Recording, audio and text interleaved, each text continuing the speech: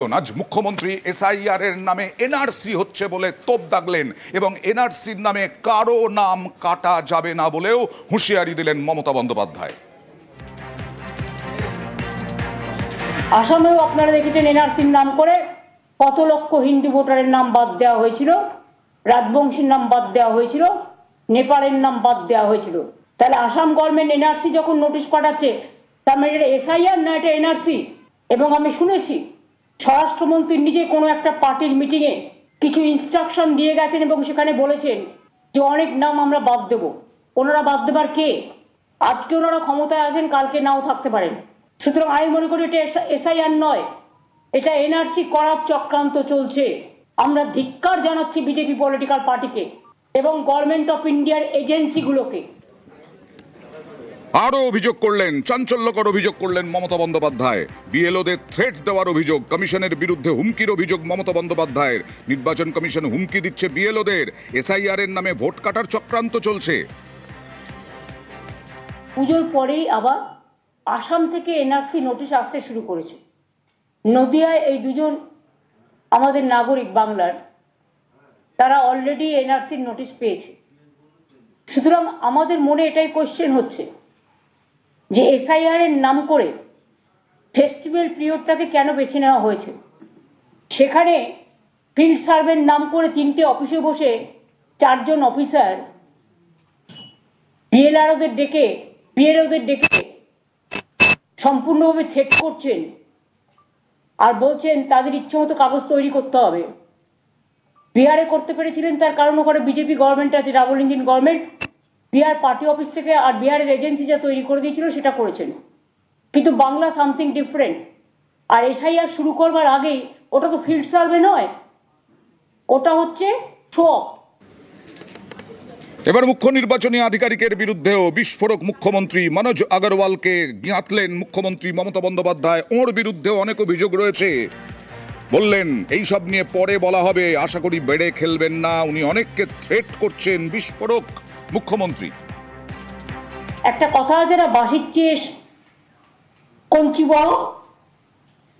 Central election কমিশনকে বসিয়ে রেখে এখানে যিনি সিইও স্টেটের থেকে যিনি গেছেন, যার বিরুদ্ধে অনেক কিছু অভিযোগ আছে, সেগুলো সময় হলে বলবো, এখন বলছি না।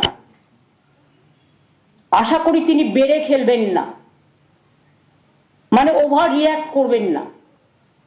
তিনি বড্ড বেশি অফিসারদের থ্রেট করছেন, যিনি নিজে নানা অভিযোগে দুর্নীতিগ্রস্ত। বিরোধী দলনেতা শুভেন্দু অধিকারী আবারও বললেন, সঠিকভাবে এসআইআর হলে 1 কোটিরও বেশি মানুষের নাম বাদ যাবে। সঠিক এসআইআর হলে গত 10-12 বছরে বাংলাদেশের মুসলমান যেভাবে ঢুকেছে, কাঁটাতারের মেড়া না থাকার ফলে, তাতে 1 কোটিরও বেশি নাম বাদ যাওয়া উচিত। আমরা আশা করব ইলেকশন কমিশন এই চ্যালেঞ্জেসগুলোকে ওভারকাম করে তারা করবেন। ত্রুটিমুক্ত ভোটার লিস্টই অবাধ নির্বাচনের প্রথম সোপান বলে আমি মনে করি। আর এসআইআর যে কোনো দিন যে কোনো মুহূর্তে করতে ইলেকশন কমিশনের সামনেও আইনি কোনো বাধা নেই। আমরা সবাই এর অপেক্ষায় আছি। পাল্টা চ্যালেঞ্জ তৃণমূলের, অনুপ্রবেশ ভুয়ো ভোটার থেকে থাকলে সীমান্তে কি করছিল বিএসএফ, সেই দায় বিজেপিকে নিতে হবে। বাংলায় এসআইআরে একটাও প্রকৃত ভোটারের নাম বাদ যাবে না। বিজেপি এবার পরিষ্কার বুঝতে পেরেছে কে আউটসাইডার। ওরা রোহিঙ্গাদের চিনতে পারছে, তারা বহিরাগতদের চিনতে পারছে। তারা যখন চিনতেই পাচ্ছেন, ইলেকশন কমিশনের কাছে গিয়ে বলতেই তো পারে। আর ওরা স্বীকার করুক যে আমরা বিএসএফ এর দায়িত্ব নিচ্ছি, যে বর্ডার সিকিউরিটি ফোর্স তাদেরকে আসতে দিয়েছিলাম, এই দায়িত্বটাও তাদের নিতে হবে। আমরা পরিষ্কার বলছি, এসআইআর কি হচ্ছে কি হবে না ইত্যাদি, একটাও প্রকৃত ভোটার বাদ, একটাও নাম বাদ যাবে না। তোমার যদি ত্রুটি থাকে এই লিস্টে, তাহলে 2024-এ ভোট হলো কেন তাতে? আর রাজ্যপালে অখুশি শুভেন্দু অধিকারী। নাগরাকাটায় এত বড় ঘটনার পরেও রাজ্যপাল কোনো পদক্ষেপ করেননি বলে শুভেন্দু অধিকারীর অভিযোগ। রাজ্যপালে অখুশি বিরোধী দলনেতা। রাজ্যপাল পদক্ষেপ করেননি, রাজ্যপালের ভূমিকা নিয়ে অখুশি শুভেন্দুকে পাল্টা কটাক্ষ শশী পাঁজার। আমার অনাস্থা না, জনগণ চাইছে অ্যাকশন। তার প্রসিডিওর আছে, গভর্নর সাংবিধানিক লোক, তিনি রিপোর্ট দেবেন, পদ্ধতি নেবেন, কিন্তু আলটিমেটলি বেঙ্গল ওয়ান্ট অ্যাকশন, এই কথাটা আমি বলেছি। এটা আপনি কাকে বলছেন?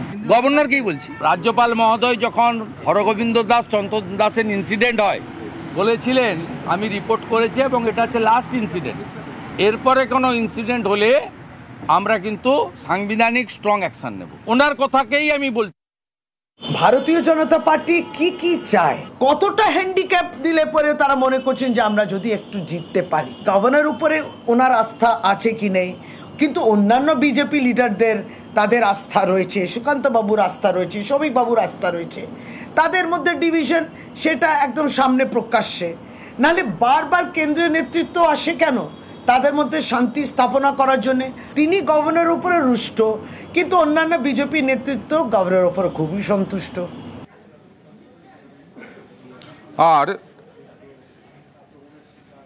খগেন মুর্মু সাংসদ, তার এই মুহূর্তে শারীরিক পরিস্থিতির যা খবর আসছে তাতে তার শারীরিক পরিস্থিতির উন্নতি হয়েছে, তাকে আইসিইউ থেকে জেনারেল বেডে দেওয়া হয়েছে।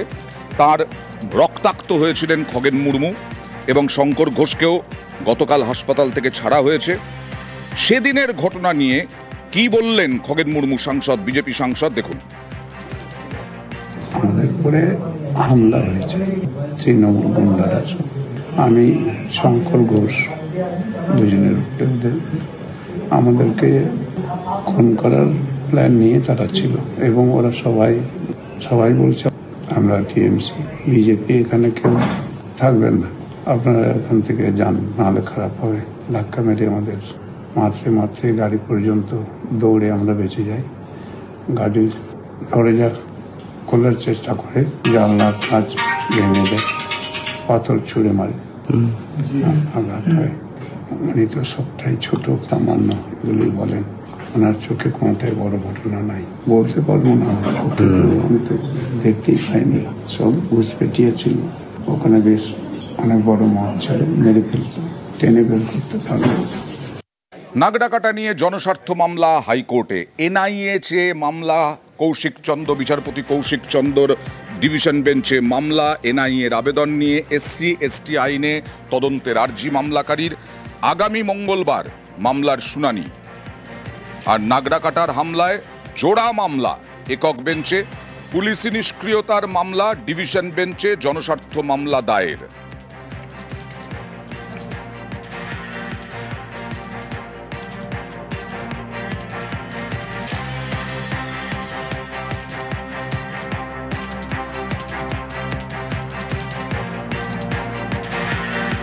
এবার বঙ্গ বিজেপির কথায় আসি। নরবরে সংগঠনের জেরবার বঙ্গ বিজেপি।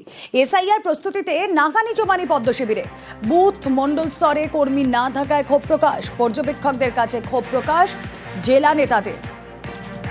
কথা বলবো, সুস্মিতা প্রতিনিধি রয়েছেন আমাদের সঙ্গে। সুস্মিতা, বিজেপির রাজ্য সভাপতি গঠন হয়ে যাওয়ার পর বেশ অনেকগুলো দিন কেটে গিয়েছে, এখনো পর্যন্ত সেভাবে সংগঠন মজবুতের পথে কোনো দাওয়াই নেই। আর বিধানসভা নির্বাচন সে তো বছর পেরোলে, কি করবে বিজেপি?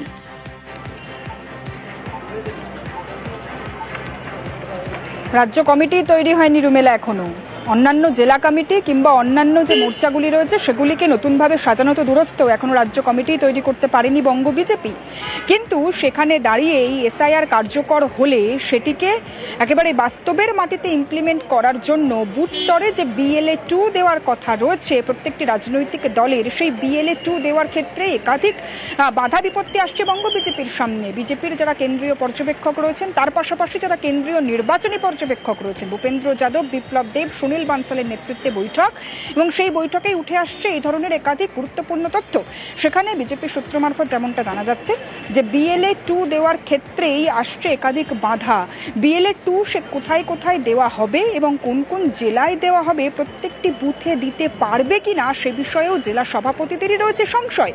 শুধু তাই নয়, বিজেপির বুথ স্তরের কর্মী সংগঠনকে নিয়ে এসআইআর সংক্রান্ত যে কর্মশালা, সেই কর্মশালাও করতে বলা হয়েছে, কিন্তু সেখানে জেলা নেতৃত্ব নেতৃত্ব প্রশ্ন তুলছেন যে জেলা স্তরে যে এসআইআর নিয়ে কর্মশালা করা হয়েছিল তার বার্তা বুথ কিংবা মণ্ডল স্তর পর্যন্ত পৌঁছে দেওয়ার জন্য যে ধরনের কর্মীদের সাপোর্ট প্রয়োজন, যে ধরনের কর্মী সংগঠন চাঙ্গা প্রয়োজন, সেই ধরনের কর্মী সংগঠনই নেই। তাহলে এসআইআরকে একেবারে তৃণমূল স্তরে কার্যকর করবে কিভাবে তারা?